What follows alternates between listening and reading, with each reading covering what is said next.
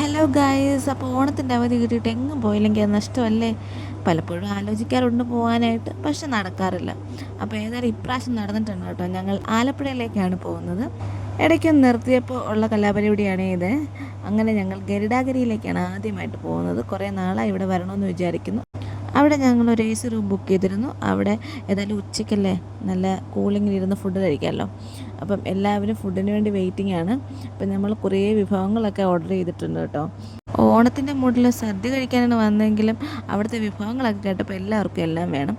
അങ്ങനെ അങ്ങനെ തലക്കറി, കല്ലുമ്മക്കായ, beef roast, beef കറി, കപ്പ, പൊറോട്ട, കള്ളപ്പം, മീൻകറി, അമ്മ എന്തൊക്കെ വിഭവങ്ങളായിരുന്നു.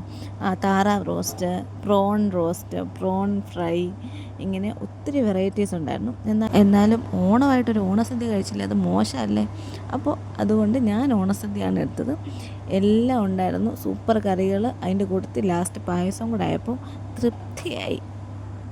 അങ്ങനെ ഇതിലൊന്നും ഞങ്ങൾ അടങ്ങിയില്ല ഗൈസ്. ഞങ്ങൾ ലാസ്റ്റ് ഒരു വരാൽ ഫ്രൈയും ക്രാബ് റോസ്റ്റും കൂടെ മേടിച്ചു. അതും കൂടെ കഴിച്ച് തൃപ്തിയായതിന് ശേഷമാണ് ഞങ്ങൾ അവിടുന്ന് ഒരു സാലഡ് കൂടെ കഴിച്ചിട്ട് അവിടെ നിന്ന് ഇറങ്ങിയത്. അപ്പോൾ ബില്ല് കണ്ടപ്പോൾ അതിനും വലിയ തൃപ്തിയായി കേട്ടോ. എന്തായാലും ഒന്ന് പറയാതിരിക്കാൻ വയ്യ, അടിപൊളിയാണ്, അടിപൊളി വൈബാണ്, സൂപ്പർ സാധനങ്ങൾ, എല്ലാത്തിനും നല്ല ടേസ്റ്റായിരുന്നു. അപ്പം എല്ലാവരും ഒന്ന് ഗരുഡാഗിരി വരെ പോണേ. ഫുഡെല്ലാം കഴിച്ച് അവിടുത്തെ കായൽക്കാറ്റും പ്രകൃതി രമണീയമായ സ്ഥലങ്ങളുടെ ഫോട്ടോയും ഒക്കെ എടുത്തിട്ട് ഞങ്ങൾ ഈ ഉച്ച വെയിലത്ത് അടുത്ത് എങ്ങോട്ട് പോകണം എന്നുള്ള ചോദ്യത്തിന് ഒറ്റ ഉത്തരവുള്ളായിരുന്നു, ശിക്കാര ബോട്ട് എടുക്കാം, അതിൽ കയറിയിരുന്ന് സുഖമായിട്ട് കായൽക്കാറ്റ് കൊള്ളാമെന്ന്. അങ്ങനെ ഞങ്ങൾ കായൽക്കാറ്റൊക്കെ കൊണ്ടിങ്ങനെ യാത്ര ചെയ്തിരിക്കുകയാണ്. ഞങ്ങളുടെ ആമിയുടെ കലാവിരുതുകളും കലാപരിപാടികളുമാണ് നിങ്ങളിപ്പോൾ കാണുന്നത്. അവൾ ഫുൾ വൈബായിരുന്നു കേട്ടോ. അപ്പോൾ ഫുള്ള് കായലൊക്കെ ആദ്യമായിട്ടാണ് കാണുന്നത്, വള്ളത്തിലൊക്കെ ആദ്യമായിട്ട് കയറുകയാണ്. അപ്പോൾ അതിൻ്റെ ഒരു ഫുൾ എക്സൈറ്റ്മെൻറ്റ് ഉണ്ടായിരുന്നു. ഇതിൻ്റെ കൂടെ മറ്റൊരു കാര്യം കൂടി, ഞങ്ങളെടുത്ത ശിക്കാര ബോട്ട് അടിപൊളിയായിരുന്നു കേട്ടോ. അപ്പോൾ നിങ്ങൾക്കിനി പോകണമെന്നുണ്ടെങ്കിൽ ഈ ബോട്ടിൻ്റെ നമ്പർ ഞാൻ താഴെ കൊടുത്തേക്കാം. അത് ഞങ്ങളിത് 2 മണിക്കൂറത്തേക്കേ എടുത്തുള്ളൂ. ബീച്ചിലേക്ക് പോകേണ്ടതുകൊണ്ടും പിന്നെ നമ്മുടെ ആമി ആദ്യമായിട്ടാണ് കടൽ കാണുന്നത്.